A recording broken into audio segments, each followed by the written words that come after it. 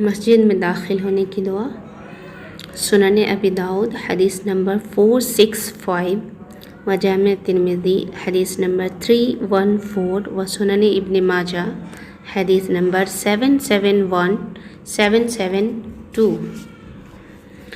اعوذ باللہ العظیم و بوجہہ الکریم و سلطانہ القدیم من الشیطان الرجیم۔ بسم اللہ والصلاة والسلام علی رسول اللہ اللہم افتح لی ابواب رحمتک۔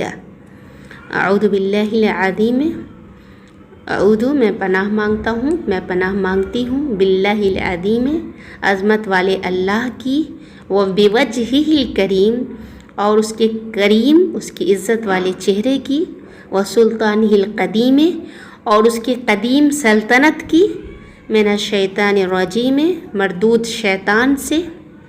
بسم اللہ میں اللہ کے نام سے داخل ہوتا ہوں، داخل ہوتی ہوں۔ والصلاة والسلام علی رسول اللہ، درود اور سلام ہو اللہ کے رسول صلی اللہ علیہ وسلم پہ۔